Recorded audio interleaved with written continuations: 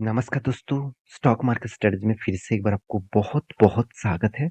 तो आज यहाँ पे मैं डिस्कशन करने वाला हूँ, एक ऐसे कंपनीज़ के बारे में जो देखा जाए तो इंडिया की एक पॉपुलर एफएमसीजी कंपनी है, साथ ही साथ होटल्स का भी बिज़नेस है, साथ ही साथ देखा जाए तो अ, सिगरेट, तंबाकू का भी बिज़नेस है, जो इंडिया के लीडर है। मतलब सिगरेट इंडस्ट्रीज़ में कंपनी नंबर 1 पोज़ीशन में है। तो नाम के बारे में आपको पता ही चल गया, मैं किसके बारे में यहाँ पे डिस्कस करने वाला हूँ। तो कंपनी का नाम है आईटीसी। तो आईटीसी के बारे में आज बात करूंगा क्योंकि कंपनी ने एक धमाका परफॉर्मेंस करने के साथ साथ कंपनी के ऊपर जितने सारे दोस्त निवेश करके रखे हैं, उसका एक ही बात की चिंता था कि सर इस कंपनी में डिविडेंड कब आने वाले हैं और डिविडेंड कब मिलेगा, कितने डिविडेंड मिलेगा। तो उस अनाउंसमेंट आ चुके हैं, मतलब वो खबर आ चुके हैं, तो उसका एक स्टेट भी बताऊंगा, साथ ही साथ उस कंपनी के डिटेल्स भी यहाँ पे डिस्कस करूंगा। तो वीडियो को लास्ट तक देखिएगा और अभी तक आपने इस चैनल को सब्सक्राइब नहीं किया तो जरूर कर लीजिएगा। और हाँ, वीडियो को लास्ट तक जरूर देखिएगा। टेक्निकली चार्ट पैटर्न में एक अच्छा खासा जोन बन रहा है, जिस जोन के बाद आपको एक अच्छा खासा ट्रेडिंग मिल सकता है शॉर्ट टर्म स्विंग ट्रेडिंग के लिए। तो वीडियो को पूरा लास्ट तक देखिएगा ज़रूर। और हाँ, टेलीग्राम को भी जॉइन कर लीजिएगा, वहाँ पे आपको सारे लिंक्स मिल जाएगा, साथ ही साथ इंट्राडे में भी बहुत कुछ फ़ायदा आपको मिलेगा। देखिए, सबसे पहले मैं आपको रिज़ल्ट दिखाऊँगा इस कंपनी का, क्योंकि रिज़ल्ट किस तरीके से हुआ, उसके ऊपर डिपेंड करेंगे कंपनी का फ्यूचर क्या है। देखिए, टोटल कंसोलिडेट जो रिज़ल्ट है फाइनेंशियल ईयर का, और वो भी आप देखेंगे तो करोड़ों में इसका रिज़ल्ट दिया गया है।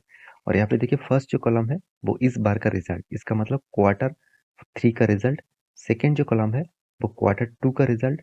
और थर्ड जो कॉलम है, वो क्वार्टर 3 का और पिछले सालों का, मतलब 2022 का है। तो डेटा के आधार के हिसाब से देखें तो टोटल इनकम के बारे में बात करूँ, तो टोटल इनकम जो है 19,600, जो पिछले बार था 18,700, पिछले साल में था 19,062। इसका मतलब यहाँ पे एक growth of potential year of year basis भी हुआ, साथ ही साथ क्वार्टर क्वार्टर बेसिस भी हुआ। तो एक अच्छी बात है इस कंपनी में कहाँ पे ग्रोथ ऑफ पोटेंशियल देखने को मिला। तो एक पॉइंट्स ऑफ व्यू से मैं एक चीज बता दूं कि कंपनी का जो मेन मेजर बिजनेस है, वो सबसे ज़्यादा रेवेन्यूज़ आते हैं, वो कहाँ से आते हैं? कंपनी के रेवेन्यूज़ ज़्यादा आते हैं, कंपनी का प्रोडक्ट्स एंड सर्विसेज़ के ऊपर। प्रोडक्ट और सर्विस क्या है? कंपनी का देखो होटल का बिज़नेस है, जहाँ पे कंपनी सर्विसेज़ देते हैं। साथ ही साथ कंपनी का प्रोडक्ट मतलब एफएमसीजी प्रोडक्ट है, सिगरेट्स है, सिगरेट से सबसे ज़्यादा रेवेन्यूज़ आते हैं, वो भी मैं आपको दिखाऊँगा। चलो कंपनी के एक्सपेंस देख लेते हैं। तो एक्सपेंस मतलब कंपनी का कॉस्ट, मटेरियल कॉस्ट कितना है, वो सबसे ज़्यादा कंपनी का बड़ा एक्सपेंस है। साथ ही साथ परचेज़ स्टॉक का एक्सपेंस है। साथ ही साथ देखेंगे कंपनी का वर्क इन प्रोग्रेस का एक्सपेंस है।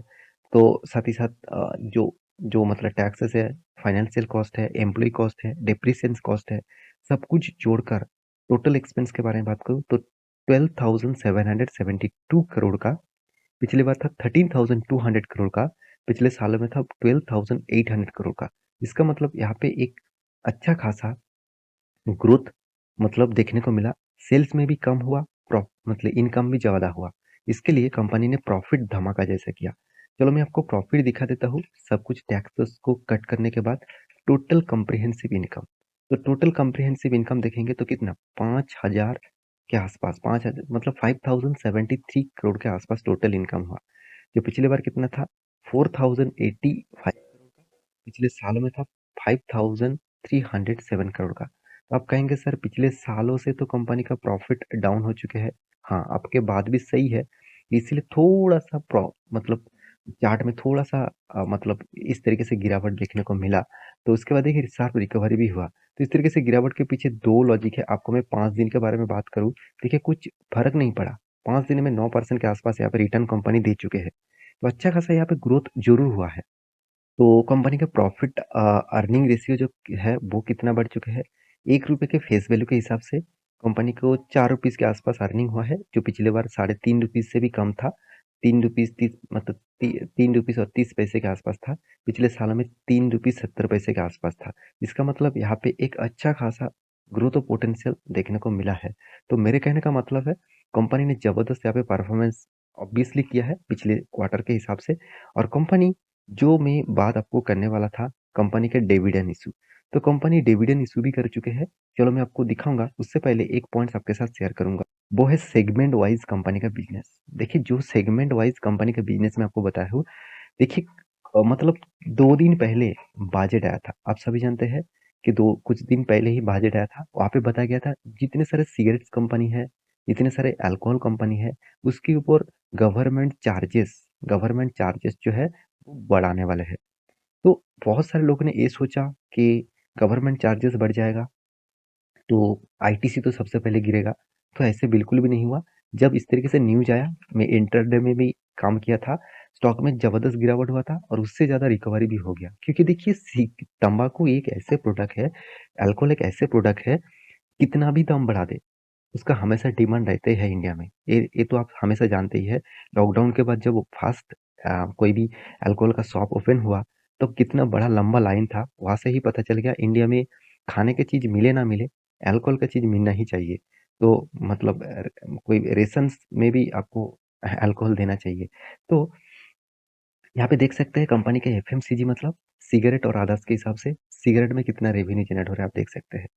हर साल में कंपनी का सिगरेट का रेवेन्यू बढ़ते जा रहा है। इसका मतलब लोग एडिक्शन होते जा रहे हैं सिगरेट्स के ऊपर। आप सिगरेट पीते हैं कि नहीं पीते हैं, मैं जानता नहीं हूँ। मैं जरूर नहीं पीता। तो मैं कोई मतलब अल्कोहल और सिगरेट्स नहीं पीता। तो यहाँ पे आप देख सकते हैं आदास के इनकम के हिसाब से 4800, पिछले बार था 4099, पिछले साल में था 4894। तो दोनों में ही यहाँ पे एक पोटेंशियल देखने को मिला कि हाँ कंपनी सेल्स का ग्रोथ जो है वो एफएमसीजी सेक्टर से सबसे ज़्यादा कमा रहा है। उसके साथ कंपनी का होटल का बिजनेस है, एग्रो बिजनेस है, साथ ही साथ आपको देखेंगे तो पेपर के भी बिजनेस है, पैकेजिंग का बिजनेस है। सब कुछ मिलाकर कंपनी ने यहाँ पे भी धमाका किया। पिछले क्वार्टर की तुलना से अच्छा खासा यहाँ पे ग्रोथ किया। पिछले साल को कंपनी ग्रोथ नहीं कर पाया। तो इस डेटा को आपको इसीलिए बार-बार दिखाता हूँ। आप जिस कंपनी के ऊपर निवेश करके रखे हैं और निवेश करना चाहते हैं, उसके बारे में हमेशा आपके पास डेटा कलेक्ट होना चाहिए। देखिए एटलीस्ट मैं आपको बार-बार बोलता हूँ, किसी भी कंपनी के ऊपर निवेश करके रखे हैं और उसके बाद जानकारी लेना है, तो एटलीस्ट आप हर साल में 4-4 क्वार्टर्स आते हैं, तो क्वार्टर के हर रिजल्ट आप ज़रूर देखिएगा और मेरे वीडियो ज़रूर देखिएगा। वहाँ पे मैं आपको इस तरीके से डिटेल्स एनालिसिस में आपके सामने रखता हूँ। तो कंपनी के डिविडेंड अनाउंस के बारे में बात करूँ तो इस कंपनी में डिविडेंड देखिए 6 रुपीज करके डिविडेंड मिलने वाले हैं। और वो भी कब? 31 मार्च। तो 3rd मार्च। तो 3rd मार्च इसका लास्ट डेट रहेगा, एक्स डेट रहेगा। तो उससे पहले आपको जरूर इस कंपनी को खरीदना होगा। मतलब इस कंपनी को खरीदना मतलब इस कंपनी का शेयर खरीदना होगा। तो उस हिसाब से आपको डिविडेंड मिलेगा आपके पास कितना क्वांटिटी है।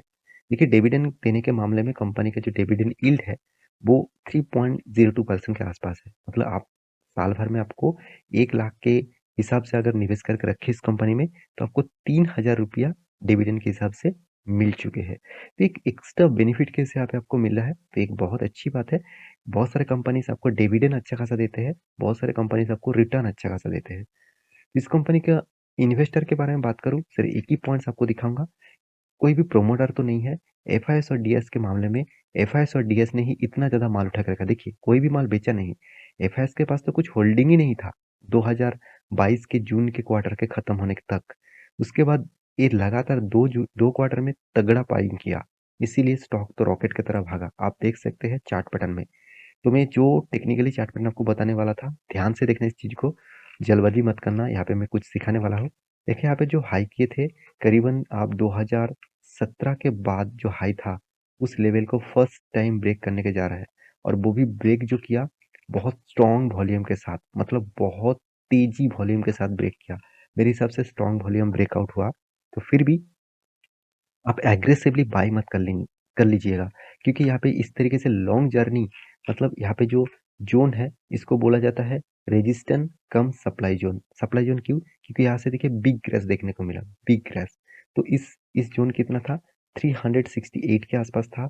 और लो कितने किए थे? करीबन करीबन 132 के आसपास। तो ये जो जर्नी है कितना बड़ा गिरावट आप देख सकते हैं। तो उस ब्रेकआउट को यहाँ पे फिर से उस लेवल को बहुत दिनों तक यहाँ पे कंसोलिडेट भी किया। उसके बाद ब्रेकआउट किया। इसका मतलब बहुत सारे लोग यहाँ पे एंटी ले लेंगे इसके ऊपर। तो मैं जरूर कहूंगा प्लीज एंटी मत लेना। आपको कभी ना कभी रिवर्सल दिखेगा।